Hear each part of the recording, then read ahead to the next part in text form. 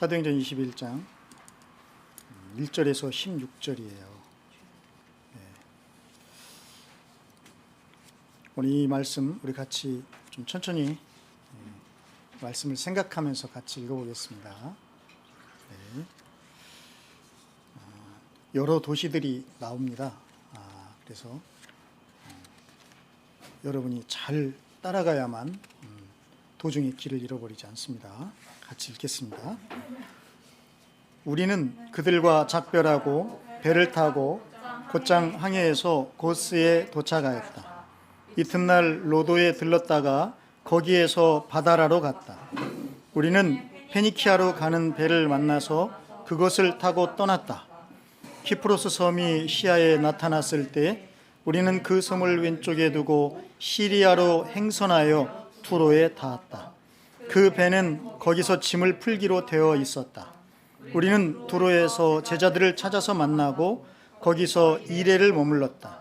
그런데 그들은 성령의 지시를 받아서 바울에게 예루살렘에 올라가지 말라고 간곡히 말하였다. 그러나 머물 날이 다 찼을 때 우리는 그곳을 떠나 여행길에 올랐다. 모든 제자가 그들의 아내와 아이들과 함께 우리를 성 밖에까지 배웅하였다. 바닷가에서 우리는 무릎을 꿇고 기도를 하고 서로 작별 인사를 나누었다. 그리고 우리는 배에 올랐고 그들은 제각기 집으로 돌아갔다.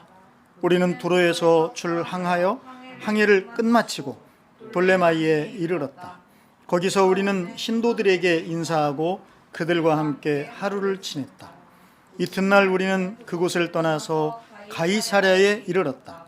7사람 가운데 한 사람인 전도자 빌립의 집에 들어가서 그와 함께 머물게 되었다.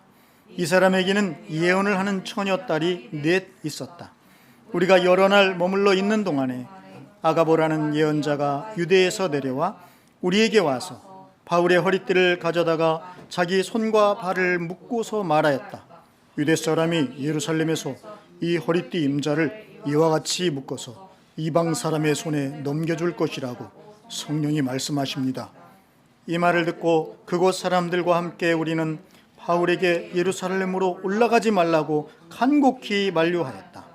그때 바울이 대답하였다. 왜들 이렇게 울면서 내 마음을 아프게 하십니까? 나는 주 예수의 이름을 위해서 예루살렘에서 결박을 당할 것뿐만 아니라 죽을 것까지도 각오하고 있습니다. 바울이 우리의 만류를 받아들이지 않으므로 우리는 주님의 뜻이 이루어지기를 빕니다 하고는 더 말하지 않았다. 이렇게 거기서 며칠을 지낸 뒤에 우리는 행장을 꾸려서 예루살렘으로 올라갔다. 가이사랴에 있는 제자 몇 사람도 우리와 함께 갔다. 그들은 우리가 묵어야 할 짐으로 우리를 안내하여 나손이라는 사람에게 데려다 주었다. 그는 키프로스 사람으로 오래전에 제자가 된 사람이었다. 아멘. 네, 정신이 좀 없죠? 많은 도시들을 여러분들이 지금 지나왔습니다. 네, 그렇지만 그 어떤 도시에서는 이렇게 제자들을 만나서 함께 머물기도 하고 그랬죠. 그래서 뭐 정신을 이제 수습하시고 오늘 이 말씀을 통해서 우리 하나님께서 들려주실 말씀에 귀를 기울이기 원합니다. 오늘 말씀의 제목은 예루살렘으로 가는 길이에요. 예루살렘 가보셨나요? 예루살렘? 네, 저는 가봤습니다. 꿈이었습니다만은. 네, 예루살렘은 우리가 꼭 가야 될 그런 곳인가요? 네, 바울에게 있어서는 오늘 보니까 예루살렘에 반드시 가야만 되는 거예요. 보니까 지금 오늘 본문에서도 몇 차례 제자들이 간곡하게 그러죠? 제발 좀 올라가지 말라고 이렇게 말리고 있습니다. 근데 여기에는 안 나오지만 이 앞전에도 사실 이미 바울은 예루살렘에 가겠다고 이야기를 했어요. 그죠? 밀레도 항구에서 그 에베소의 장로들을 초청했을 때였죠. 그때 바울은 이제 내가 성령님에게 붙잡혀서 성령에 매여서 어디로 간다고 그랬죠? 예루살렘으로 내가 가고 있다고 했습니다. 그러면서 왜 내가 예루살렘에 가야 되냐? 물론 성령에 붙잡혔지만 그 이유를 말을 해줘요. 그게 이제 24절인가 아마 그럴 겁니다. 20장. 네, 거기에서는 그렇게 밝혔어요. 예수 그리스도, 주 예수 그리스도의 복음을 증거하기 위해서 예루살렘으로 올라가는 것이다. 그러니까 예수님의 복음을 증거하는 것을 마치려 하면은 이렇게 나오잖아요. 네, 내가 목숨도 아깝게 여기지 않는다. 그렇게 나왔죠. 그러니까 결국 예루살렘의 바울은 뭐를 하기 위해서 가겠다는 거죠? 복음을 증거하기 위해서 가는 거잖아요. 근데 여러분 좀 의아하지 않나요? 네.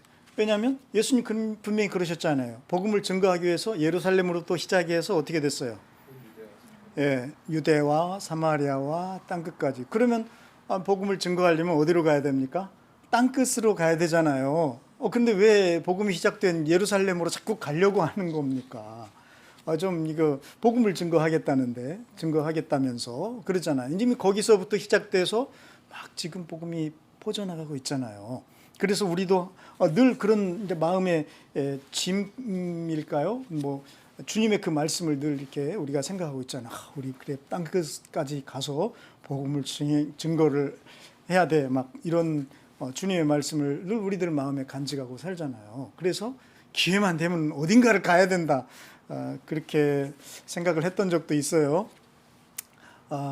그래서 우리들의 머릿속에는 어떻게 보면은 이 말씀을 그대로 이렇게 받아서 예루살렘으로부터 막 복음이 쫙 이렇게 뭔가 이렇게 퍼져나가는 그런 그림, 그죠? 그런 게 있는 거잖아요. 근데 오늘 딱 보니까 이건 뭐야? 예루살렘으로 다시 돌아가. 이게 어떻게 된 거지? 네. 그래서 우리가 어떻게 보면은 우리 생각에 너무나 어쩌면 갇혀서 살 수도 있겠구나라는 생각도 해봅니다.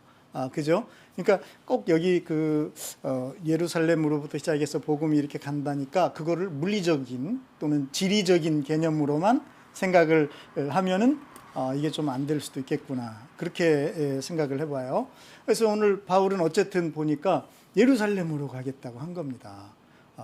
그래서 오늘 이제 2차례 정도 막 이렇게 강력하게 어쨌든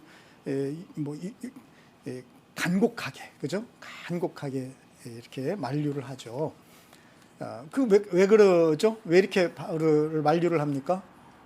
그 에베소 장로들에게 한 그 마지막 설교에서 그렇게 얘기를 했죠. 그 예루살렘에 성령에 붙잡혀서 가는데 거기에서 무슨 일이 일어날지 나는 모르겠다. 살짝 바울이 좀 흔들리는 그런 발언을 해요. 무슨 일이 일어날지는 모르겠다. 다만 내가 아는 것은 성령님께서 어느 도시를 가든지 나는 투옥과 감옥에 갇히는 거죠. 그 다음에 환란이 기다리고 있다. 투옥과 환란을 기뻐할 사람은 몇이나 되겠어요. 그죠? 그게 아무리 정말 의미가 있고 가치가 중요하더라도 그건 어쨌든 우리 힘든 거잖아요. 굉장히 좀 두렵잖아요. 그래서 바울도 그랬겠죠. 그래서 근데 그런 상황임에도 불구하고 바울은 어때요? 그럼에도 나는 예루살렘에 가야 된다. 그래서 그 에베소 장로들에게 한 말, 그 다음에 여기 그 두로의 제자들에게 한 말, 그 다음에 가이사랴의 제자들에게 이렇게 한 3차례 정도를 계속해서 연거푸, 자기가 지금 사실 예루살렘에 가고 있으면서도 이 연거푸 오늘 이 말씀들을 보면은 예루살렘에 가고 있다는 것을 강조를 하는 것처럼 이렇게 보이게끔, 그죠? 그래서 예루살렘 가는 길을 우리에게 자꾸만 이 말씀을 대하는 우리들에게 이렇게 자꾸 띄워주는 것 같은 마음이 들더라고요. 그러면서 어떤 사건이 자꾸 겹쳐지는 거예요. 우리 예수님도 사실은 제자들에게 3차례 정도, 그죠? 내가 예루살렘에 가서 어떤 순환을 당하시고 그 다음에 사흘 만에 다시 살아나시는 그 순환에 대한 예고를 한 3번 정도 예수님도 하셨습니다. 그래서 마치 그 예수님의 그 예루살렘에 오르셔야 되는 그 예고, 그것을 자꾸만 떠올리게 하려는 것처럼 이렇게 예루살렘으로 가는 길을 자꾸 이렇게 부각을 시키고 있는 것을 오늘 성경에서 우리가 발견을 해요. 여러분, 예루살렘에 예수님께서 가셔서 고난을 당하시는 것을 처음으로 얘기한 때가 언제였냐? 혹시 기억이 나는지 모르겠어요. 누가복음 9장입니다. 그러니까 다른 복음서에는 뭐 마태복음에 나오고 마가복음에 나와요. 근데 누가복음에서는 그 처음으로 예수님이 예루살렘에 가셔서 올라가셔서 당하시는 그 고난, 죽음까지 포함해서 그리고 부활하시는 일, 이것을 제자들에게 알려주신 것이 바로 누가복음 9장이에요. 그런데 주님은 이 말씀을 알려주시기 전에 이 누가복음에 의하면 아주 굉장히 유명한 사건이 하나가 있었어요. 그게 뭐냐면 물고기 몇 마리? 딱 그러면 153 뭐 이렇게 말하면 안 되죠. 153은 나중이에요. 153. 근데 성경을 굉장히 많이 하는 분이십니다. 153은 물고기 여기는 그냥 5마리. 죄송합니다. 떡이 먼저였네요. 떡이 5덩어리. 그죠? 네. 물고기는 2마리. 예. 그렇게만 말해도 우리는 다 알잖아요. 그 사건은 굉장히 유명한 일이었죠. 여러분, 근데 그 오병이어라고 소위, 그러니까 오병이어, 저는 사실 오병, 그래서 어렸을 때 이 설교를 들으면서 오병이어 선생님들이 그런 말씀하시면 병을 5개를 꼭 갖고 있어야 되는구나, 이런 생각을 어린 마음에, 전 무식해요. 그래, 난 무식합니다. 네, 그랬었어요. 병 5개. 그 다음에 이어는 뭘까요? 이어도 뭐 이런 거. 그런 건 전혀 아니지만 어쨌든 이게 거기서 이 병은 한자잖아요, 다. 그죠? 한자로 이제 그렇게 표현을 한 거예요. 근데 어쨌든 그만큼 이 사건은 유명한 사건이죠. 예수님이 떡 5덩어리와 물고기 2마리로 이렇게 얼마를 먹이셨죠? 그 당시? 장정만 5,000명. 네, 누가 시어봤는지 장정만 5,000명이에요. 네, 떡 먹고 있을 때 다 카운터를 했는지 모르겠어요. 그리고 그러면 장정만이니까 장정이 아닌 사람들은 더 많았겠죠. 네, 그러면 어마어마한 사람들이 먹었어요. 그러니까 사실 이건 엄청난 사건이에요. 그죠? 아닌가요? 근데 하도 여러분이 이제 많이 들어가지고 그런가 보다 이제 이렇게들 생각하실지는 모르겠지만 여러분, 이게 얼마나 엄청난 사건인지 요한복음에서 그랬나요? 이 사건 이후에 이 사람들이 예수님을 어떻게 하려고 한 거 혹시 아셔요? 왕으로 세우려고 해요. 왕으로. 왜 그런 일이 일어났겠어요? 요즘 말하면 예수님이 민생 문제를 해결하신 거잖아요. 그죠? 그러니까 그 정도로 이게 이분들에게 어마어마한 충격, 좋은 의미로 다가온 거죠. 그런데 여러분, 이 사건을 하기 바로 전에 예수님 뭐라고 하셨는지 아세요? 그 제자들을 향해서, 제자들이 막 이렇게 많은 사람들이 예수님을 따르면서 한 며칠을 막 먹을 걸 제대로 못 먹고 이러니까 너무 안타깝잖아요. 그러니까 주님, 이거 빨리 보내야 될 것 같습니다, 이렇게 건의를 했죠. 그때 예수님이 놀라운 말씀하셨어요. 기억하실지 모르겠습니다. 너희가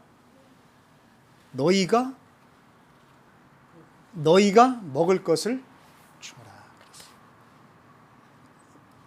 별로 안 놀랍군요. 네. 이건 저는 굉장히 놀랍던데요. 제자들에게 민생 문제를 해결하라고 하신 거잖아요. 너희가 먹을 것을 줘라. 결국은 제가 볼 때는 제자들이 먹을 것을 줬나요? 예, 줬죠. 예수님이 만드셔서 제자들에게 나누게 하셨잖아요. 그러니까 그렇게 된 거예요, 분명히. 그래서 이렇게 하는 거구나. 먹을 것을 줘라 하신 그 말씀이 이루신 겁니다. 이 사건이 있고 나서 주님이 누가복음에서는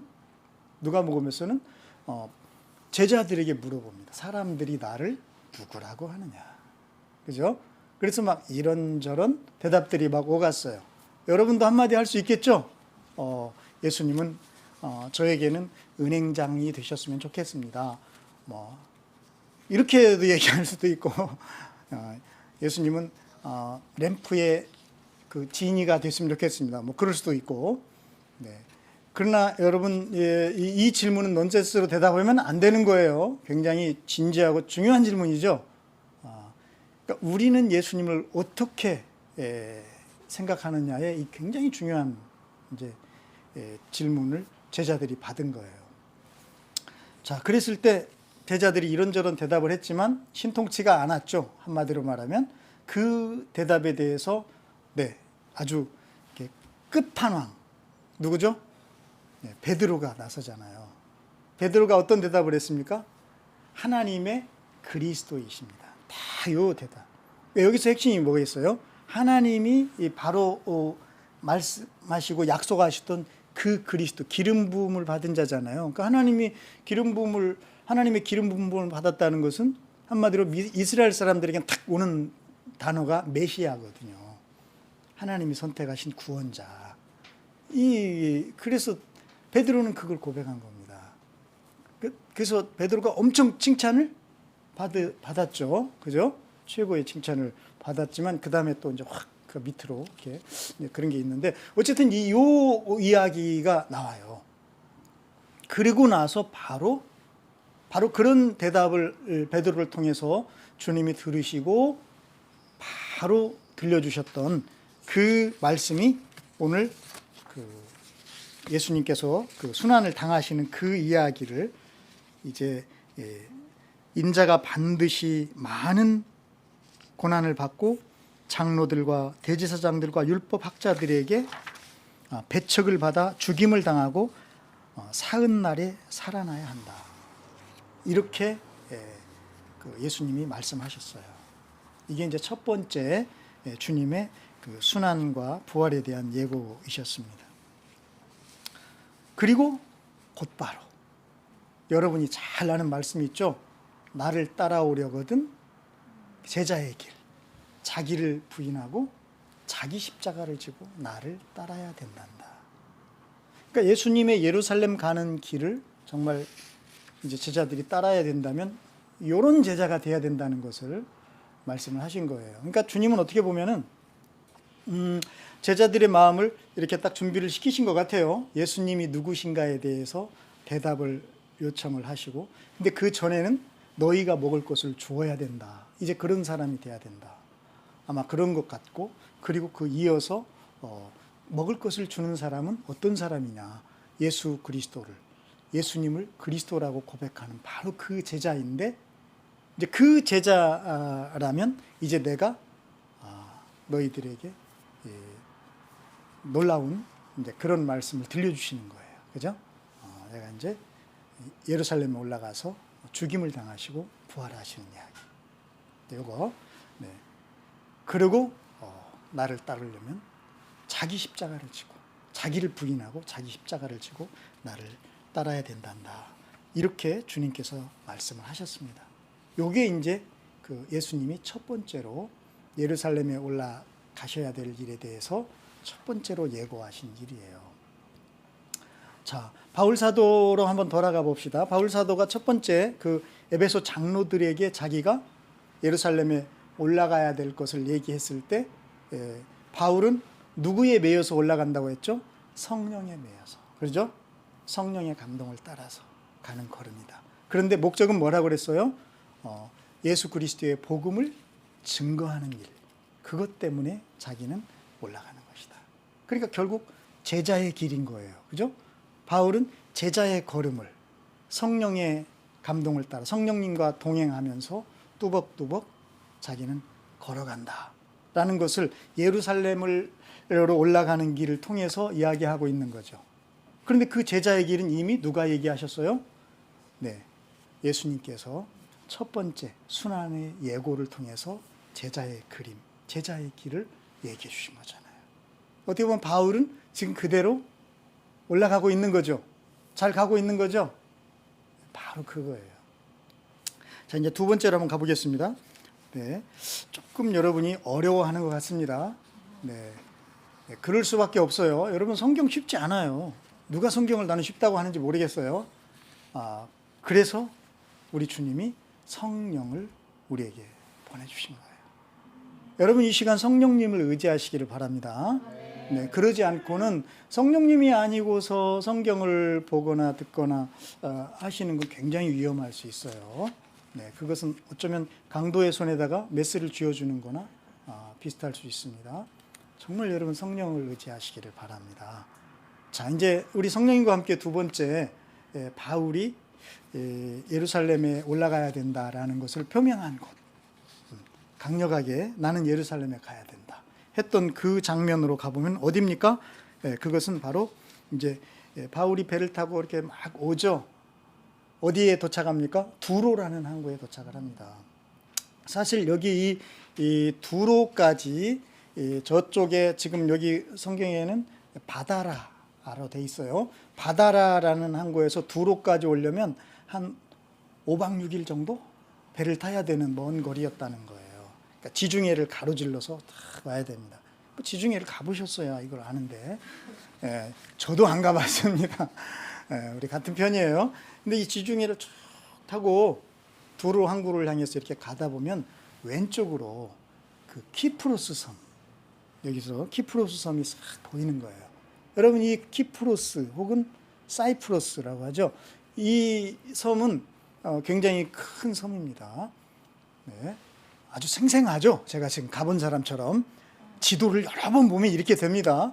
그 섬에 이렇게, 그 섬이 오늘 여기 성경에 나오잖아요. 왼편으로 싹 스쳐 지나가는 거예요. 참 멋진 표현이에요. 그 왼편으로 그 키프로스 섬이 싹 이렇게 지나가는데, 그 키프로스 섬이 왼편으로 보이는 거기에 항구가 있습니다. 그 항구 이름이 웃겨요. 무슨 항구죠? 바보예요. 네, 이거 참 조심해야 됩니다. 그 항구에서 일어났던 일 혹시 여러분 기억납니까? 네, 이 항구에서 놀라운, 사실 첫 번째 전도여행 때 바울이 놀라운 그런 그 기적을 행했었죠. 바로 그 항구입니다. 그 항구가 싹 지나가는 겁니다. 그 기적이 뭔지는 여러분 찾아보세요. 그거 다 얘기하면 이제 막 또 굉장히 심각해지기 때문에. 네, 어쨌든 그런 이제 이게 이제 다 바울 본인이기 때문에 본인의 일이잖아요. 아마 그런 것들이 새록새롭게 기억이 났겠죠. 그러면서 한 5일 정도를 그 지중해 바다를 싹 가로질러서 어디에? 두로 항구에 도착을 했습니다. 근데 이 두로 항구에 도착하면서 바울은 제자들을 찾아요. 그 두로에 있는 제자들을 애써서 찾는 모습이 나옵니다. 찾아가지고 그들과 함께 거기서 한 일주일 정도를 지냅니다. 자, 이제 이 제자들과 일주일을 지내면서 무슨 일이 일어났냐면, 이 제자들에게 성령님이 감동을 하십니다. 아름답죠, 그죠? 뭔가 이게 바울과 막 회포도 풀고 이야기 나누고 함께 예배도 드리고 그랬겠죠. 그런 가운데 성령께서 감동을 하셨나 봐요. 우리 성경에는 이렇게 번역이 되어 있어, 성령의 지시를 따라서, 그죠? 성령님이 이들에게 어떤 지시를 하셨습니까? 예루살렘에 올라가지 말라. 네, 그런 지시를 했다는 거죠. 그래서 바울을 향해서 간곡하게 예루살렘에 가지 말라고 만류를 합니다. 자, 성령의 지시를 따라서 한 거니까 어때요? 바울은 아무리 내가 가야 된다, 복음을 위해서 가야 된다 했지만 한 번쯤 이건 아니었나? 내가 잘못 받았나? 뭐 이렇게 생각할 수도 있지 않습니다. 네, 바울은 여기서는 아무 말이 없어요. 대신 어떻게 했죠? 행동으로 보입니다. 그냥 여장을 꾸려서 배에 올라요. 자, 이렇게 되니까 이 두로의 그 성도들이 마음이 너무나 아팠나 봐요. 그래서 자기 가족들을 다 데리고 바울을 배웅하러 부둣가에 나와요. 그리고 거기서, 여기 이제 성경에는 뭐 그 단어는 없지만 제가 볼 때는 눈물로 기도를 했던 것 같아요. 무릎을 꿇고 기도를 하였다 이렇게 돼 있거든요. 눈물을 흘리면서 그 아이들까지 다 거기서 그런 광경을 한번 여러분 생각해 보세요. 그러니까 이것은 마치 그 전에, 왜 얼마 전에 어디죠? 그 밀레도 항구에서 에베소의 장로들과 함께 막 그 눈물로 기도하던 바로 그 장면을 떠오르게 하는 거예요. 에베소 장로들은 왜 그렇게 눈물로, 거기 보면은 작별하였다라는 그 의미 자체 속에 막 뿌리치지를 못할 정도로 막 이렇게 그 너무나 안타까운 이런 그 헤어짐을 묘사하는 그런 단어거든요. 그러니까 막 바울의 손을 놓치고 싶지가 않은 거예요. 이 사람들이. 왜 그랬습니까? 이것이 마지막이라고 바울이 고백을 했었죠. 그래서 그렇게 막 하염없이 눈물을 흘리면서 함께 기도하고 막 정말 서로 헤어지기를 너무너무 힘들어했던 그런 모습. 이 모습이 여기 두로 항구에서 재현이 되고 있는 거예요.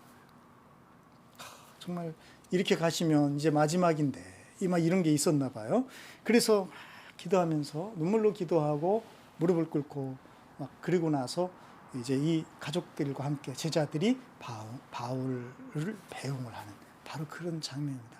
그러니까 바울은 여기서도 나는 어디에 가야 된다? 예루살렘에 가야 된다. 말은 하지 않았지만 여기는 말하는 것은 나오지 않아요. 그렇지만 그의 행동을 통해서 그는 마음속으로 수없이 주님에게 말씀을 드리는 거죠. 주님, 저는 예루살렘에 가겠습니다. 저는 예루살렘에 가겠습니다. 이렇게 말을 하고 있는 거예요. 여러분 이제 두 번째 예수님이 예루살렘에 오르셔야 되는 것을 예고하신 그 장면도 우리가 한번 생각을 해봅시다. 첫 번째 때는 큰 사건이 있었죠. 두 번째 때는 영광스러운 사건이 있었습니다. 그것도 누가복음 9장에 나옵니다. 예수님의 모습이 기도하러 이제 산에 가시잖아요. 제자들 세 분인가 이렇게 데리고. 그래서 우리는 그 산을 소위 무슨 산이라고 하죠? 이렇게 막 사람이 뭔가 이렇게 새롭게 시작을 하겠다. 그럴 때 뭐라고 하죠? 이 사람은 변화됐다. 그러잖아요. 그래서 그 산을 우리는 그냥 변화산. 근데 사실 그 산의 이름이 변화산인지는 모르겠습니다. 어쨌든 그래서 이제 그 산에서 예수님이 정말 어떤 성경에는 그렇게 표현했죠. 빨래하는 자가 그렇게 희귀할 수 없을 정도로 이렇게 용모가 그렇게 옷도 막 그렇게 되셨으니까.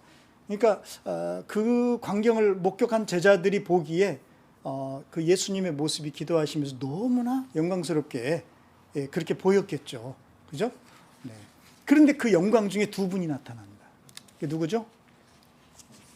네. 누구더라? 하도 오래된 일이라서 성경 좀 재발표라고 그랬죠. 네. 오래된 일인 건 맞아. 2000년도 넘었으니까요. 네.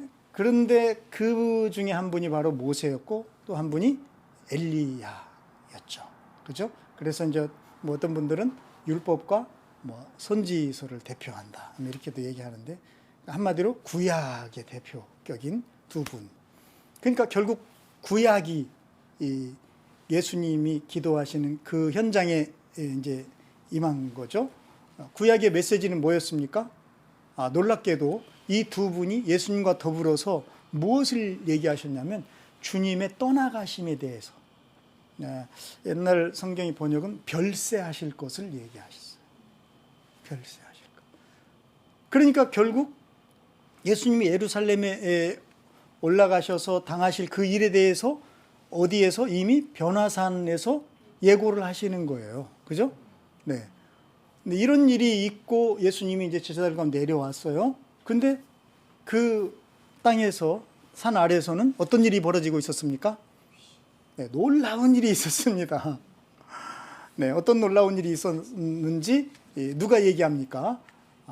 어떤 한 아버지가 쏜살같이 예수님을 발견하고 다가와서 그 앞에 무릎을 꿇고 막 눈물 콧물이 돼서 하소연을 하죠. 제발 우리 아들 좀 살려달라고. 이 아들은 어떤 아들이었어요? 어려서부터 귀신에 붙잡혀서 귀신이 이 아들을 넘어뜨리고 귀신이 이 아들을 막 입에 거품 물게 하고 경련을 일으키게 하고 이렇게 막 심각하게 만들었던 그 아들이에요. 그런 아들을 여러분 둔 아버지 부모의 마음이 어땠을까요? 이 아들의 그 고통을 바라보면서 오랜 시간을 살아야 했던 그 아버지예요. 그 아버지가 예수님께 달려와서 하소연을 하는 거예요. 주님, 제자들이 이걸 못 고치고 있습니다. 제발 좀 어떻게 좀 해주세요. 그때 예수님께서 제자들을 향해서 이렇게 말씀하시는 게 아니라 뭐라고 꾸짖으시냐면 믿음이 없고 비뚤어진 세대요라고 꾸짖으셨어요. 그러니까 꼭 제자들만이 아닌 거죠. 세대라고 하셨으니까요. 그러니까 이 귀신의 문제는 뭐의 문제일 뿐이라고 주님 말씀하시는 겁니까? 믿음의 문제였던 거라고 말씀하시는 거예요. 믿음이 없고 믿음이 있으면 되는 거잖아요. 그죠? 믿음이 없고 비뚤어진 세대. 옛날 성경에는 패역한 세대 이렇게 번역을 했습니다. 믿음이 없고 비뚤어진 세대이라는 거예요. 그러시면서 우리 주님, 내가 언제까지 너희들과 함께 있어야 돼? 이렇게 말씀하셔요. 그러니까 주님이 꼭 이렇게 우리 눈에 보이게끔 이렇게 계셔야만 이게 역사가 일어나는 것이 아닌 거죠. 그죠? 정말 주님의 계심을 믿는 그 믿음 가운데 우리가 살아갈 때 천하의 이 귀신의 세력도 꼼짝할 수가 없는 그런 권세를 이미 제자들에게 주셨죠.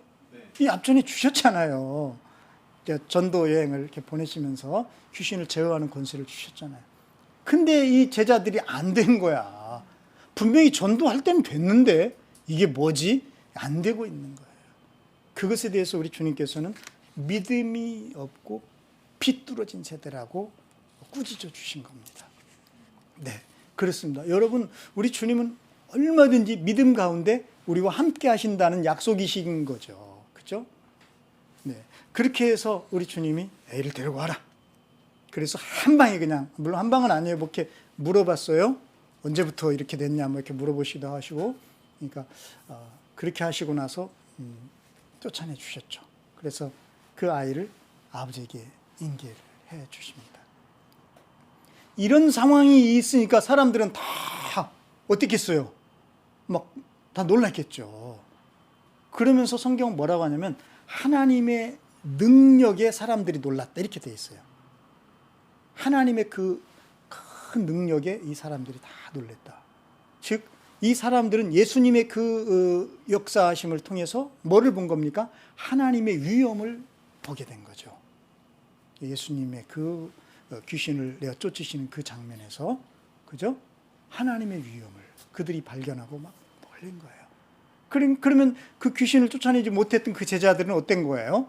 하나님의 능력을 제대로 드러내지 못했던 거죠. 그죠? 그래서 참 그 제자들의 모습이 어땠겠어요? 주님이 그렇게 하셨을 때 막 사람들은 막 놀라고 하나님을 찬송하고 막 이런 상황 속에서 제자들은 마음이 영 막 복잡했겠죠. 우린 뭐지? 이거 왜 안 되는 거지? 막 별별 생각이 다 들었겠죠. 바로 그때 주신 말씀이에요. 바로 그 제자들에게 우리 주님께서 주신 말씀이 너희는 이 말을 귀담아 들어라. 인자는 사람들의 손으로 넘어갈 것이다. 이렇게 말씀하셨어요. 그러니까 이 누가복음 두 번째에서는 주님이 이렇게 좀 간단히 어떻게 보면은 예고를 간단히 하셨어요. 뭐 다른 데서는 사흘날 만에 살아나신다 이런 말씀이 있는데 여기는 그런 말씀도 없이 그냥 들어보아라. 인자가 사람들 손에 넘겨진다. 이렇게만 말씀을 하십니다. 왜 이렇게만 말씀하시지? 라고 더 제가 이렇게 읽어보니까 그럴 만도 하셨어요. 왜냐하면 제자들은 이 말씀에 대해서 어땠겠어요? 깨닫지 못했다 이렇게 돼 있어요. 그들이 그 말씀을 이해하지 못하도록 그 뜻이 숨겨져 있었다. 이렇게 얘기하고 있습니다. 그런데 그게 왜 이 말씀이 이렇게 숨겨져 있었을까? 심지어는 또한 그들은 그 말씀에 관하여 그에게 묻기조차 두려워했다. 막 생각하는 것조차를 싫어한 거예요. 근심스러워한 겁니다. 왜 그랬을까? 그 다음 46절에 누가복음 9장 46절에 이렇게 되어 있습니다. 제자들 사이에서는 자기들 가운데서 누가 가장 큰 사람이냐 하는 문제로 다툼이 일어났다. 이게 바로 나와요. 이렇게 제가 기겁이 됩니다. 아니 어떻게 이럴 수가 있지? 지금 아니 이게 자기들이 처지를 알아야지. 아니 귀신도 못 쫓아내가지고 그렇게 찔찔매면서 누가 크냐 다툼이 일어나? 그리고 지금 그럴 상황이야 이게. 그잖아요. 예수님이 지금 이제 예루살렘에 올라가셔서 사람들 손에 인자가 넘겨져야 된다 이렇게 심각한 얘기를 하고 계시는데 이러고 있는 겁니다. 참 놀랍죠. 안타깝죠. 네. 그런 제자들에 대해서 우리 주님 너무나 답답하고 한심스러우실 텐데도 불구하고 주님은 그런 제자들에게 이렇게 말씀해 주셨어요. 누구든지 내 이름으로 이 어린이를 영접하면 나를 영접하는 것이요 누구든지 나를 영접하면 나를 보내신 분을 영접하는 것이다.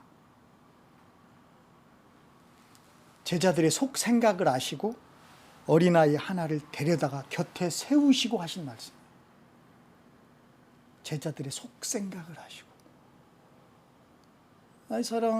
사실 여러분, 저는 제자들이 굉장히 한심하다고 생각하다가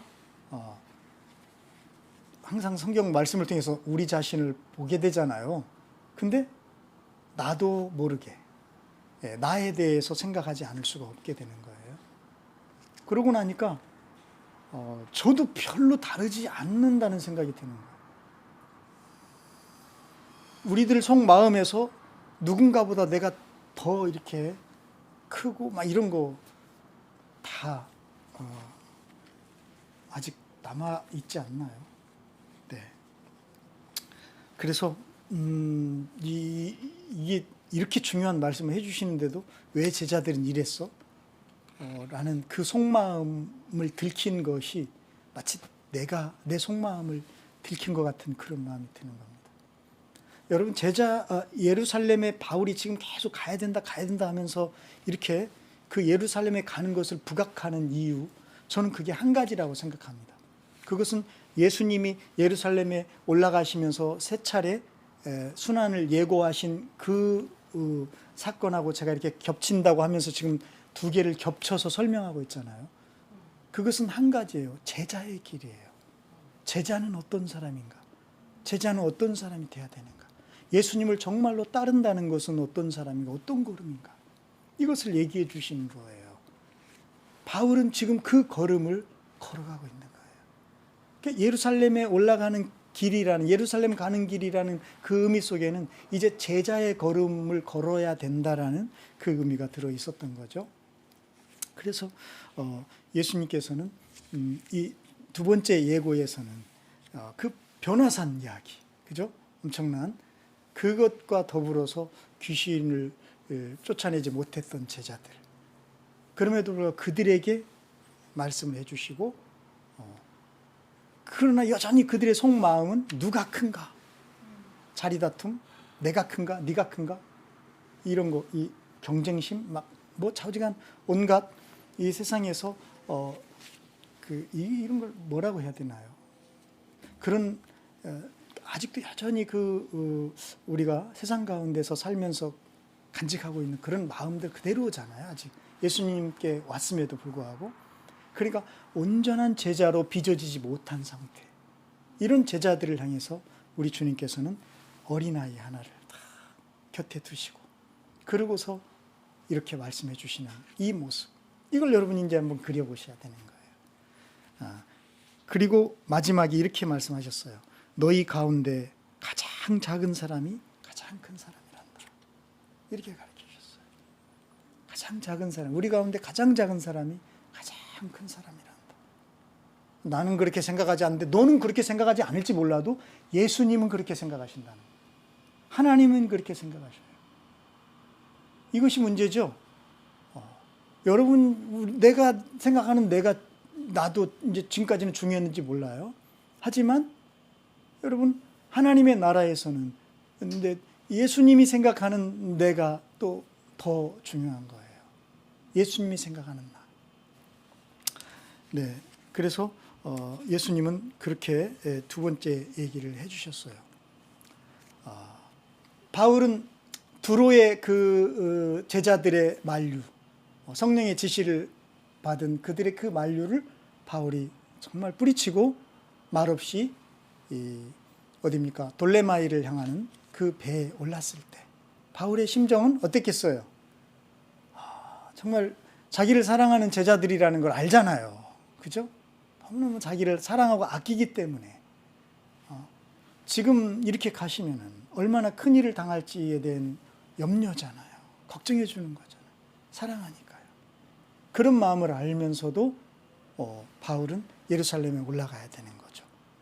이것이 제자의 길이라는 것을 그는 우리에게 보이는 거예요. 네. 세 번째로 이제 바울이 가는 거예요. 마지막 세 번째는 어디냐면 이 가이사랴라는 도시에 도착합니다. 이제 이 가이사랴는 어느 곳이냐면 여기서 이제 바로 이제 그 다음에 예루살렘으로 가는 겁니다. 그러니까 예루살렘에 올라가는 마지막 도시가 되겠죠.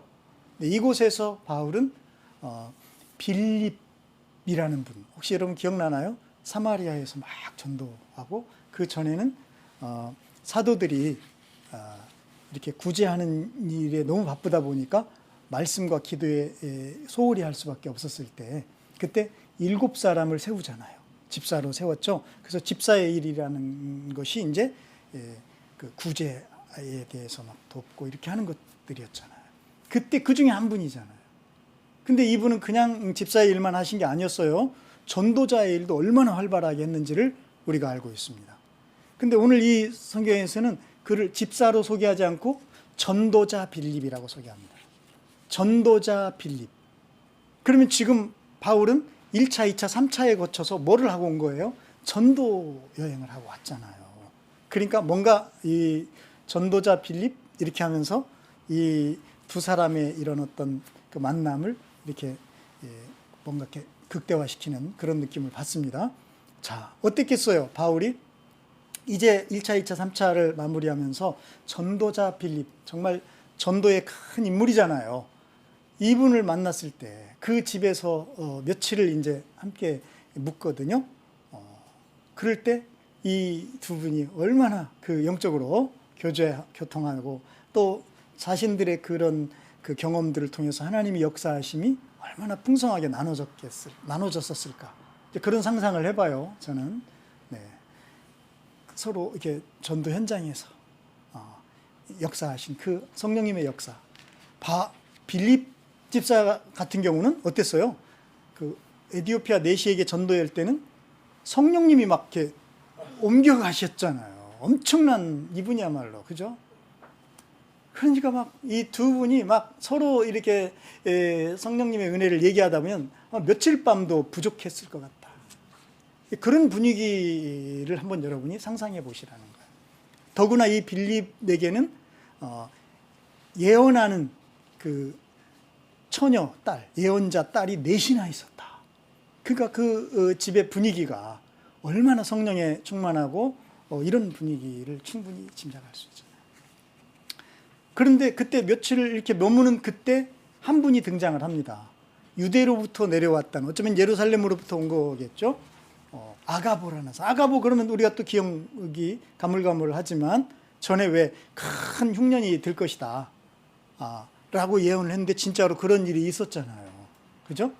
그러니까 어찌 보면 이 사람은 이 빌립 집사의 딸들보다도 훨씬 더 예언 활동에 있어서는 상당히 그 비중이 있는 그런 분이셨던가 봐요. 근데 이분이 내려와 가지고 바울에게 와서 바울의 허리띠를 갖다가 어떻게 하죠? 자기 손발을 묶고 그리고 나서 성령님이 이렇게 말씀하신다라고 하면서 이 허리띠의 주인이 이렇게 당할 것이다. 이것을 지금 얘기해 주는 거예요. 굉장히 적극적이고 강력하잖아요. 전에 그 두로의 제자들은 성령의 지시입니다. 제발 가지 마세요. 이렇게 간곡하게 만류했는데 이분은 막 생생하게 막 퍼포먼스를 이렇게 보여주잖아요. 구약의 선지자들처럼. 그러니까 이제 이거는 뭐 어떻게 할 수가 없겠구나. 이렇게 우리가 생각하지 않을 수가 없게끔. 그러죠? 네. 바울은 과연 어떻게 했을까요? 네, 여기서 이제 그건 이따가 얘기하고 예수님이 세 번째 그 예루살렘에 올라가는 그 이야기를 예고를 하신 그 장면을 우리가 보고 넘어가는 게 좋을 것 같습니다. 예수님이 세 번째 그 이야기는 누가복음 18장으로 훅 뛰어갑니다.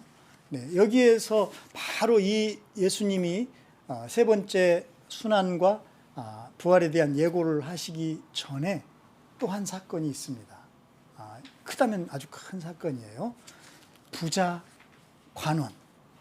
우리 성경에는 지도자로 되어 있어요. 그러니까 이 관리가 뭐 어떤 관리인지가 정확하지 않기 때문에 어쨌든 지도자라는 거예요. 지도자급입니다. 그러니까 사회적으로도 지도자급이고 그리고 부자였어요.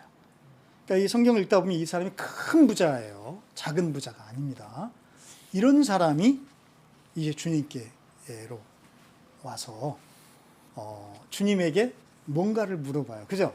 뭐를 물어봤습니까? 선한 선생님. 제가 저번 주에도 그랬죠. 선생님, 예수님을 아직 선생님이라고 하는 건 이게 뭔가. 근데 거기에 수식어를 하나 더 붙이죠. 선한 선생님. 그러니까 자기가 판단했을 때 예수님은 선한 거죠. 지금 보니까. 그러면서 뭐를 해야, 한마디로 말해서 뭘 해야 내가 영생을 얻을 수 있겠는가. 이걸 질문한 거예요. 어때요, 여러분? 굉장히 좋은 질문이잖아요. 왜냐하면 이제 막 난 돈도 있어. 막 그래서 난 영원히 살면 좋겠어 이제. 네. 그 중국의 그 유명한 황제도 이런 욕망이 있었잖아요. 그러니까 이건 뭐 인간의 욕망 다 똑같은가 봐요. 동서양이. 그래서 그 황제는 그 동남 동녀를 뭐 몇 천을 뽑아가지고 막 사방 각지에 보내서 영생, 그러니까 늙지 않는 그거를 구하러 막 보냈다, 그런 전설인가요? 그런 이야기 혹시 들어보셨는지 모르겠네요. 근데 이 사람은 그게 안 이루어졌나 봐요. 뭐 그랬으니까 무덤이 있겠죠. 근데 이 사람은 거기서 끝나지 않습니다. 내가 비록 죽더라도 나는 지하에 대제국을 건설하고 막 그런 꿈이 있었는지 어마어마한 그 지하 무덤을 지키는 이제 그런 것들을 만들어 놨죠. 예, 그게 이제 그 병마용갱이라고 그 어떤 농부에 의해서 그게 발견이 됐어요. 한 몇십 년 전인가요? 네, 그건 굉장히 이게 거의 불가사의할 정도의 그런 어마어마한 규모의 그런 거예요. 그 병마용갱 혹시 그거를 여러분이 확인해 보고 싶은 분 계시면요. 여기 아산 테크노밸리의 그 중국 음식점 앞에 보면은 그 용갱에 비슷한 크기로 조각상을 갖다 놨더라고요. 네, 그렇습니다. 그런 그 욕망, 그죠? 인간이 돈이 있으면은 영원히 살고 싶은, 이건 뭐 다 마찬가지인가 봐요. 이게 왜 이런 질문이 나오는가를 제가 생각해 보니까 돈 때문에 그래요. 돈 때문에. 그러니까 이 돈이라는 이거 엄청난 그 사실은 힘이고 파워라는 생각이 들게 합니다. 네, 좀 더 가보겠습니다. 근데 예수님은 이 사람이 이런 질문에 대해서 뭐라고 대답하시죠? 영생을 얻으려면 첫째, 둘째 이렇게 말씀을 해 주시기 전에 주님이 원래 안 그러시는 분인데 트집을 하나를 잡으십니다. 이거 뭐죠? 너는 어째서 나를 선하다고 하느냐? 선한 분은 한 분, 하나님밖에 안 계신다. 이렇게 말씀을 하시는 거예요. 좀 이상하지 않나요? 저는 여기서 창세기의 냄새가 싹 풍기는 겁니다. 창세기. 여러분 창세기에 가면요, 에덴 동산에는 중앙에는 나무가 몇 그루가 있었죠? 나무가 에덴 동산 중앙에는 안 가봐서 여러분 전혀 모르시는 사람들입니다. 근데 여러분은 성경을 안 읽은 것밖에 안 되는 거예요. 그건 안 가본 게 문제가 아니라 심각합니다. 네, 그래도 제가 이제 주님의 마음을 가진 사람이기 때문에. 네, 여러분 그 에덴 동산 중앙에 선악을 알게 하는 나무의 그 실과를 따먹죠. 근데 그 나무만 있는 게 아니었어요. 생명나무도 있었습니다. 그런데 그 선악을 알게 하는 나무의 실과를 따먹고 사람은 어떻게 변했죠? 선악을 알게 됐어요? 됐나요? 어떻게 됐나요? 우리는 맨날 타락한 것만 생각하지 성경을 보면 선악을 알게 됐어요. 그러니까 판단하게 된 겁니다. 이게 선인가 악인가. 아까 제가 그랬죠? 이 부자가 예수님을 선한 사람을 판단했다고 그랬죠? 여기 된 겁니다. 네. 그러자 하나님께서는 어떻게 하셨어요? 생명나무를 보호하십니다. 생명나무의 이 열매를 먹지 못하게 보호하시는 거예요. 그리고 사람을 쫓아내버리죠. 그죠? 이런 상황입니다. 그러니까 자, 선악을 알게 됐는데 뭐가 없는 겁니까? 생명, 영생이 없는 거죠? 이게 읽혀집니까, 여러분? 네, 성경은 이렇게 참 연결을 하면 또 이렇게 됩니다. 네, 어쨌든 부자, 돈은 있는데, 그죠? 선악은 분별을 하는데 생명은 없어. 이런 상황. 그래서 주님은 그것부터 지적하시죠. 네가 왜 나를 선하다고 그래? 이 말은 예수님 뭐 선하지 않으신 분이 아니잖아요. 근데 지금 이 사람이 지금 지 맘대로 판단하는 것을 문제 삼으시는 그런 마음이 듭니다. 네, 그렇게 해서 그렇게 이제 그렇게 하시고 나서 바로 해답을 주시죠. 율법에 있는 대로 네가 이렇게 하라고 하시죠. 그랬더니 이 친구가 야 대단합니다. 그건요 제가요 어려서부터 했거든요. 어려서부터. 근데 커서 뭐 철이 들고 나서 지킨 게 아니야. 난 어려서부터 다 지켰어. 여러분 이 말이 가능합니다. 이스라엘 교육을 조금만 살펴보면 그죠? 이 사람들은 막 뭐 할아버지 무릎에 아기를 앉혀놓고 막 그 성경에다가 꿀을 발라놓고 성경이 얼마나 달콤한 책인가를 막 가르친다고 그러죠. 그래서 어려서부터 얘네는 학교가 뭐 유치원부터 초등학교 막 다 뭐예요? 율법을 외우고 암송하고 그것을 토론하는 그런 과정이잖아요. 그러니까 이렇게 막 당당하게 얘기해도 뭐 할 말은 없어요. 우리는 뭐 그 에덴 동산에 나무가 몇 그루가 있는지도 잘 모르기 때문에 이게 할 말은 없습니다. 저 이런 상황이었어요. 자, 그러자 우리 예수님 놀라운 말씀을 드디어 이제 그에게 주십니다. 어떤 말씀을 예수님께서 그에게 주시죠? 네, 그렇습니다. 그건 제가 한번 예수님 목소리로 한번 읽어보겠습니다. 네가 가진 것을 다 죄송합니다. 이게 제 목소리가 예수님 목소리가 잘 안 나오네요. 가난한 사람들에게 나누어 주어라. 그리하면 네가 하늘에서 보화를 차지하게 될 것이다. 그리고 와서 나를 따르라. 이렇게 말씀하셨어요. 그래서 여러분이 그 예수님의 목소리를 좀 새겨보게 하기 위해서 제가 주보에다가 바로 그 장면의 그림을 가지고 왔습니다. 혹시 보이십니까? 부자 청년, 부자 관원. 딱 봐도 예수님하고 벌써 옷에 메이커가 달라 보이죠? 그런데 예수님 옷보다도 그 뒤쪽에 보면 그 뒤쪽에 여자분, 그 다음에 노인분, 이분들의 옷과는 완전히 달라 보이죠? 이런 화가는 이렇게 거의 삼중구도로 이렇게 그림을 생각하고 그린 것 같아요. 그리고 이 부자의 옷은 굉장히 빛을 발하고 있습니다. 와, 정말 한눈에 딱 봐도 부자다라는 생각이 들 정도로. 그리고 얘가 한 손을 이렇게 어떻게 하고 있죠? 허리춤에다가 이런 자세. 이거 상대방하고 대화할 때 이런 자세 여러분보다 높은 사람하고 이렇게 자세하고 대화합니까? 발 떨면서 막 이렇게 합니까? 껌 딱딱 씹어가면서 그런 분위기예요. 이 사람 보니까 예수님하고 이렇게 대화하는데 막 어디서 껌 좀 씹어봤는지는 몰라도 이런 아주 굉장히 좀 거만한 자세. 그거에 비해서 예수님 어때요? 예수님 표정 보세요. 어때요? 이 표정이 참 얘는 예수님도 쳐다도 안 봐. 그죠? 보니까. 그러나 예수님은 이 청년을 바라보시죠. 뭐 성경에 의하면 예수님 정말 이 청년을 사랑하시고 불쌍히 여기셨다. 그런 표정이 역력하시죠? 그리고 예수님께서 이 손으로 뭘 가리키십니까? 그 가난한 사람들. 그 여자는 제가 볼 때 과부 같아요. 과부. 그 다음에 이렇게 옷도 이게 위에까지 다 가릴 수도 없어서 반밖에는 못 가린 그 노인분. 가난한 거죠. 그죠? 딱 봐도. 그리고 이 사람들 표정은 어때요? 굉장히 좀 어둡잖아요. 가난하니까. 이런 사람들을 가리키시잖아요.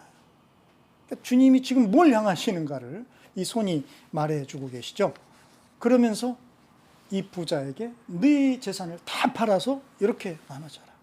그러면 너의 보화가 어디에 있을 것이다? 하나님 나라에 쌓인다. 네. 그리고 사실은 이 말이 제일 중요한 것 같아요. 제가 볼 때는 와서 누구를 따라라? 나를 따라라. 이겁니다. 근데 여러분 여기 이 제일 중요한 나를 따라라 이런 말 잘 들립니까? 돈도 없는 여러분도 안 들리죠, 잘? 돈도 없는데 우리는 지질이 없는데도 안 들려. 근데 이 부자가 이런 말이 들릴까요? 사실 예수님을 따르라. 이거 지금 제가 항상 예루살렘 가는 길의 핵심이 바로 이거라고 그랬죠. 제자의 길이라고 그랬죠. 예수님을 따르는 거. 그 지금 바울은 그것을 그 에베소 장로들에게, 그 다음에 두로의 제자들에게, 그리고 마지막으로 지금 그 가이사랴의 제자들에게 보여주는 거잖아요. 그러므로 우리에게 얘기하는 거잖아요.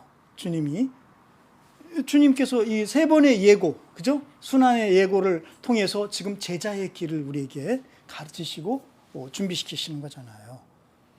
그러니까 이 마지막 예고에서 이 사건이에요. 나를 따라라.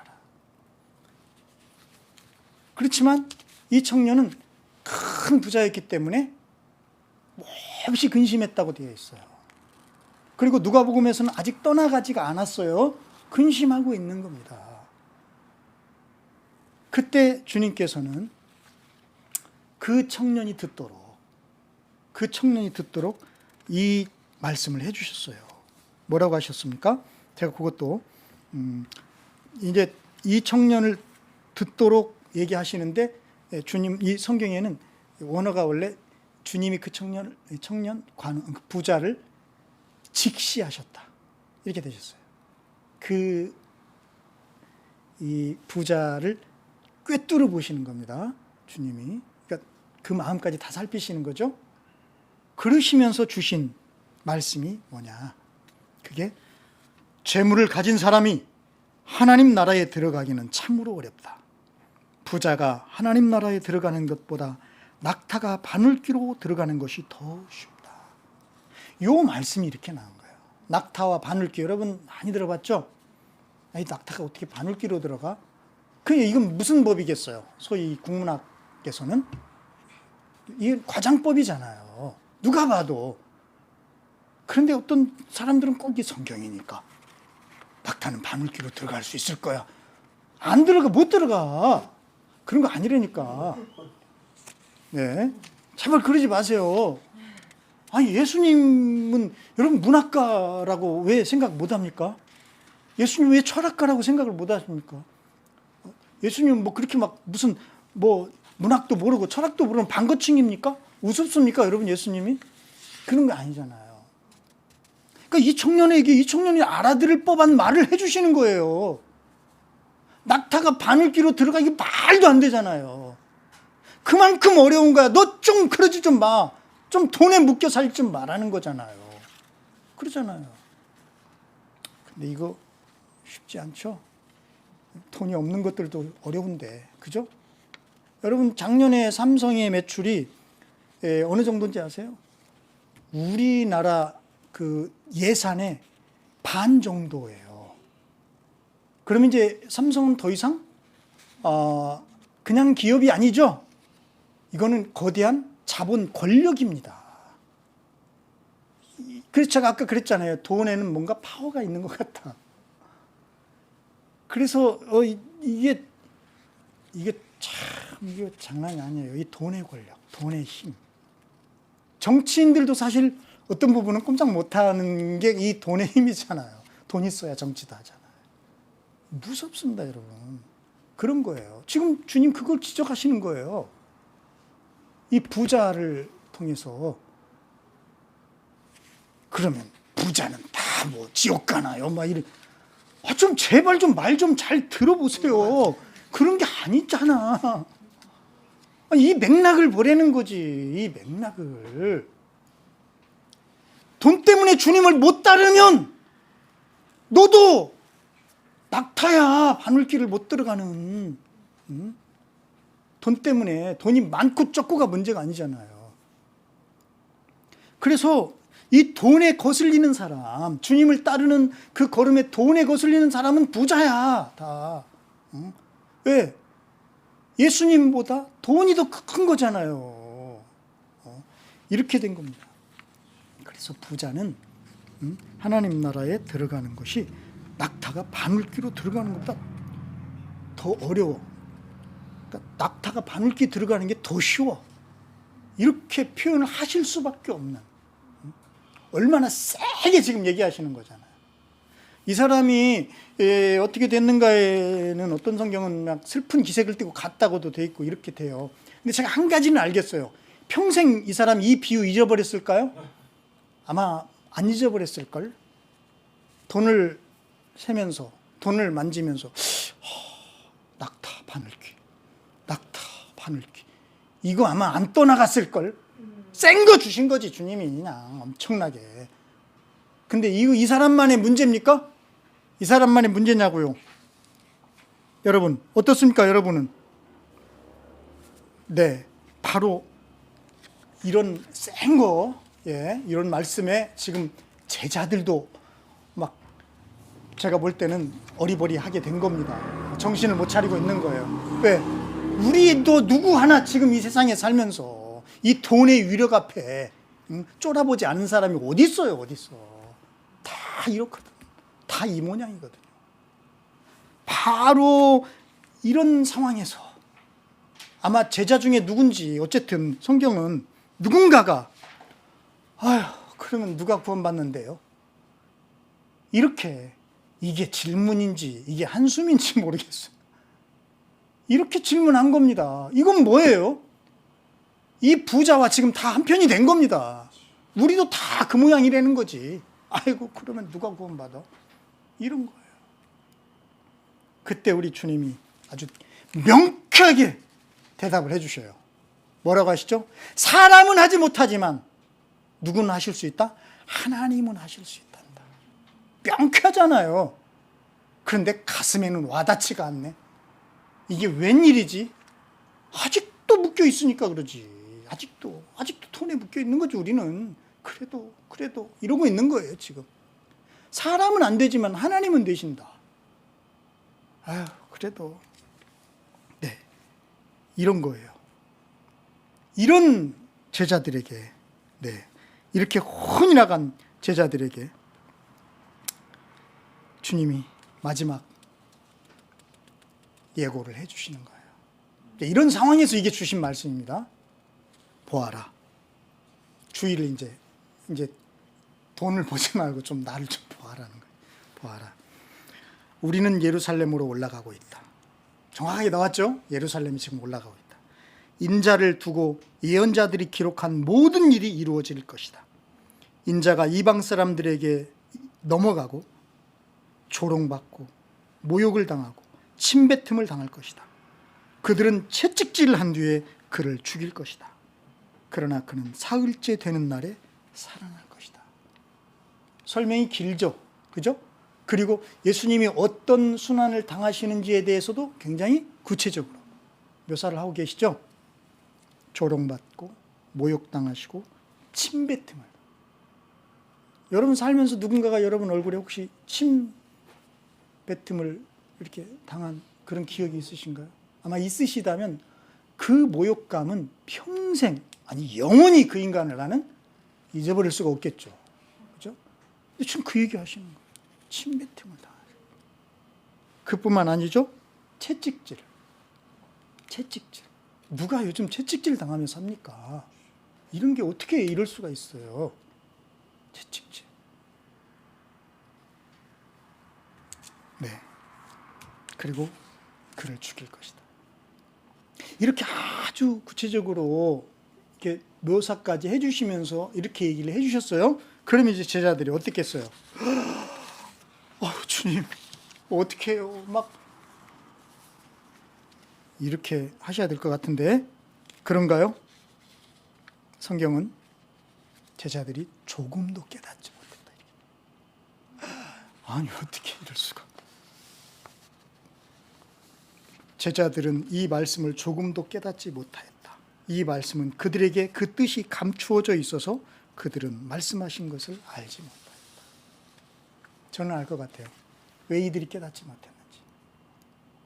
주님은 그 부자 지도자에게 자기 가진 것을 다 팔아버려서 가난한 사람들에게 나눠주고 결국 어떻게 하라 그랬죠? 나를 따라라 그랬잖아요. 나를 따라라. 하지만 그는 나를 따라라가 중요한 게 아니라 자기 가진 것에 아직도 여전히 이렇게 매여 있잖아요. 그러다 보니까 굉장히 슬퍼하고 힘들어했어요. 곤란했어요. 제자들이 지금 다른 얘기 하시는 게 아니라 주님을 따라가는 길, 주님을 따르는 이야기잖아요. 그런데 그들은 깨닫지를 못해. 숨겨져 있어. 이게 뭔 일이에요, 이게? 돈이죠. 이거 여러분 정말 이게 얼마나 큰 세력인가. 아마 지난 한 주간 내내 여러분 겪으신 분들도 계실 거고, 그죠? 이 돈의 세력, 돈의 힘, 돈의 권력. 그 앞에서 우리가 얼마나 자기 자신이 어떤 존재인지조차도 까먹으면서 한없이 비참해지는가를 우리는 아마 경험들 해보셨는지 모르겠어요. 제자들은 아직 그 상황에서 벗어나지를 못하고 있는 것 같습니다. 그래서 여기서 보니까 그 부자 지도자만 주님 앞에 심히 고민하고 염려하고 있는 게 아니라 제자들 역시 다르지 않다라는 걸 보여주신 것 같아요. 그렇지만 여러분 바울은 어떻습니까? 바울은 어때요? 막 성령의 그 말씀이라고 하면서 자기의 허리띠를 갖다가 이렇게 묶는 그런 거를 보여주면서까지 이렇게 성령의 음성을 막 들려주잖아요. 자, 글을 쓸 때 거기에 있는 사람들, 즉 빌립이나 막 거기 아마 딸들까지 합세하고 여기 일행들 누가라든가 같이 했던 막 바울을 간곡하게 또 만류를 합니다. 그럼 올라가지 말라고. 그러자 바울이 이렇게 얘기를 합니다. 이제 여기서 이제 바울이 말을 합니다. 왜들 이렇게 울면서 내 마음을 아프게 하십니까? 바울의 마음이 아프죠. 그죠? 아파요. 왜 아프죠? 사랑하잖아요. 이들이 자기를 얼마나 사랑하는지 느껴지잖아요. 그러니까 아프죠. 자기를 정말 염려해 주잖아요. 가지 말라고 그러잖아요. 그것도 울면서 얘기하는 거잖아요. 나는 주 예수의 이름을 위해서 예루살렘에서 결박을 당할 것뿐만 아니라 죽을 것까지도 각오하고 있습니다. 아까는 주님의 그 하나님의 은혜의 복음을 전하는 것이다 라고 했는데 여기서는 이제 더 핵심을 얘기하죠. 내가 예루살렘에 가서 가는 그것이 뭐냐? 예수님의 이름을 위해서라고 먼저 핵심을 얘기한다. 예수님의 이름, 예수님 그분을 위해서 나는 가는 것이다. 그분을 따라가는 걸음이라는 거죠. 정확하게, 그죠? 네. 그것을 위해서 나는 결박도 당하고 목숨이 끊어져도 나는 두렵지 않습니다. 그러니까 여기서 지금 바울이 강조하는 건 뭐예요? 나는 죽겠다는 겁니까? 그게 아니라 예수님을 따르겠다는 거잖아요. 예수님을 위하겠다는 거잖아요. 예수님을 따르는 제자의 삶을 나는 살겠다는 거잖아요. 그러면 이건 어떻게 되는 겁니까? 아니 성령님이 이렇게 음성을 주시고 이렇게 하고 이렇게 했는데 이거 어떻게 되는 겁니까? 이건 성령님을 어기는 겁니까? 여러분 이거를 생각하시기를 바랍니다. 그러니까 성령님의 역사하심을 꼭 내 것만 고집하는 것은 굉장히 위험합니다. 그죠? 그래서 성경에서는 두세 사람의 증인들이 함께 해야 되는 것을 늘 얘기하시죠. 그죠? 네. 그래서 내가 분명히 성령님의 음성을 들었어. 이거는 틀림없어. 이건 성령의 음성이야 라고 가버리면 정말 맛이 가버릴 수가 있어요. 아주 갈 수가 있어요. 그런 거는 아주 위험합니다. 왜냐하면 분명히 바울도 성령에 매여서 지금 가고 있는 거예요. 이건 성령님과 따로 상관없이 행동하는 행동이 전혀 아닙니다. 그러면 왜 성령님은 두로의 제자들에게도 감동해 주시고 또 여기 그 가이사랴의 제자들에게도 감동하시고 왜 이러십니까? 아니, 성령님이시니까 누구에게나 다 감동하시죠. 다만 그것이 뭐가 필요합니까? 질서가 필요하겠죠. 교통정리가 필요한 거예요. 네. 그러니까 여기서 막 내가 성령께 받았어. 그러면서 아가보가 막 가지마 막 이러고만 있으면 어떻게 되겠어요. 자, 여러분 이렇게 했을 때 바울이 왜 이러냐고 이렇게 왜 막 울면서 서로 만류를 하잖아. 이 장면이 아름답지 않나요? 여러분의 마음은 정말 알겠습니다. 성령님의 그 감동으로 여러분이 함께 이렇게 사랑을 나누고 이거 정말 좋습니다. 그렇지만 내가 가는 이 걸음도 성령의 감동을 따른 성령에 매여서 지금 이 제자의 길을 내가 가는 것이랍니다. 이랬을 때 이 제자들의 자세가 어떻습니까? 마지막에 그러죠. 주님의 뜻이 이루어지기를 바랍니다. 그러니까 내 뜻이 아니라니까. 누구의 뜻만? 주님의 뜻만 이루어지면 되는 거잖아요. 주님의 뜻이잖아요. 성령님의 감동은 주님의 뜻이어야 되잖아요. 결국 그 감동으로 주님의 뜻이 이루어지는 것이어야 되잖아요. 성령님이 나에게 주셨어. 이거 내 것만 오라가 아니잖아요. 그래서 그런 것들을 다 보여주셔요. 신기하게도. 그리고 바울은 결국 제자의 걸음을 성령님과 함께 뚜벅뚜벅. 그것은 죽는 길이어도 그게 제자의 걸음인 것을 성령님과 함께 걸어가는 걸음인 것을 바울을 통해서 우리에게 보여주시는데 그것을 이미 예수님께서는 이미 3차례 그죠? 제자를 이렇게 걸어갈 수 있도록 죽으시고 순환받으시고 부활하신 것을 통해서 우리에게 이미 얘기해 주셨어요. 제자는 이렇게 살아야 된다. 그리고 그 마지막 예고에서는 큰 놈 그걸 다뤄주셨죠. 돈이라는 이 세력, 이 권력 이것을 주님은 어떻게 이 제자가 극복해내고 이것을 이겨내며 이 땅에서 살아야 될 것인가를 우리에게 말씀해 주시고 계시다. 그 비결은 하나밖에 없어요. 주님을 따르는 거예요.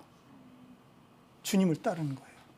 그러면서 주님은 여기서 누가복음 18장 29절에 이렇게 말씀해 주셨습니다. 내가 진정으로 너에게 말한다. 하나님의 나라를 위하여 집이나 아내나 형제나 부모나 자식을 버린 사람은 이 세상에서 여러 갑절로 받을 것이고 또한 오는 세상에서 영원한 생명을 받을 것이다. 제가 지난주에 주는 자의 행복 사상을 이야기하였습니다. 그런데 오늘 여기 자세히 보면 받는 자의 행복을 또 얘기해 주시는 것 같아요. 그렇습니까, 여러분? 네. 그것은 이 성경을 좀 더 깊이 생각을 해보면 이게 그렇지 않다는 걸 아시게 될 거예요. 여러분 여기서는 하나님의 나라를 위하여 이렇게 버리는 것을 주는 것을 이야기하죠. 그게 거기에 내용이 뭐가 있어요? 자기 빼고 다 들어가 있어 보니까. 그죠? 집, 형제, 아내, 부모, 자식 다 들어가 있잖아요. 그죠? 근데 자기는 안 들어가 있어. 저는 왜 이럴까 봤더니 이미 앞에 9장 24절에서 그러니까 첫 번째 주님이 예루살렘 올라가셔야 될 걸 예고하셨을 때 그때 이미 얘기하신 게 9장 24절 누구든지 제 목숨을 구하려고 하는 사람은 잃을 것이요 누구든지 나를 위하여 제 목숨을 잃는 사람은 목숨을 구할 것이다 라고 얘기하셨어요. 그리고 마지막 세 번째 예고하실 때는 이렇게 하나님의 나라를 위해서 이제는 자기 빼고 다 버리는 거 이걸 얘기하십니다. 사실요 자기를 버리는 것보다 이게 더 힘들 수 있어요. 그래서 부자는 그렇게 못하고 있잖아요 지금. 이게 더 힘들다니까요.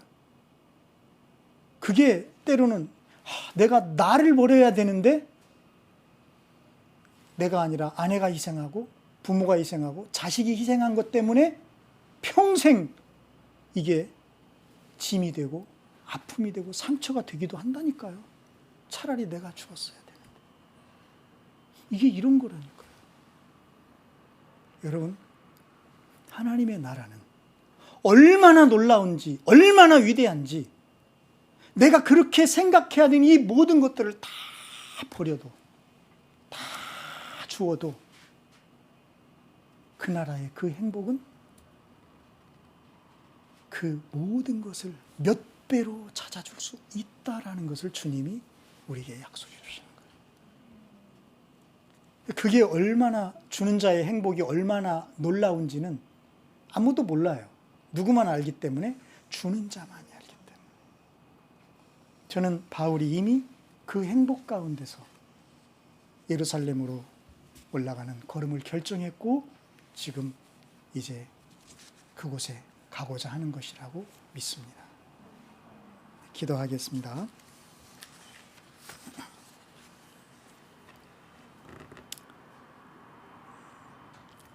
살아계신 우리 주님을 찬양합니다. 오늘은 사실은 이곳저곳 말씀을 우리가 함께 나누었지만 한 가지, 이 땅에서 그 원수 마귀와 돈의 이 세력으로 어그러진 이 땅에서 우리가 제자로서 어떻게 살아야 될 것인가를 주님이 예비시키고 준비시키는 그런 말씀을, 올곧게 예루살렘으로 올라가야 한다고 마치 고집스러울 정도로 그렇게 결정을 해 나가는 바울의 걸음을 통해서 우리에게 짚어주시고 깨닫게 해주셔서 감사합니다. 오늘 이 말씀을 우리 마음속에 성령님으로 잘 정리하고 잘 새기고 깨달아서 정말 이 보이지 않는 영적인 세력과 그리고 돈의 그 위력에 어그러진 이 세상을 우리가 정말로 살아계신 우리 주님을 믿음으로 이기고 승리하고 놀라운 하나님의 나라를 드러내는 사람들로 살게 하여 주시옵소서. 예수님 이름으로 기도합니다.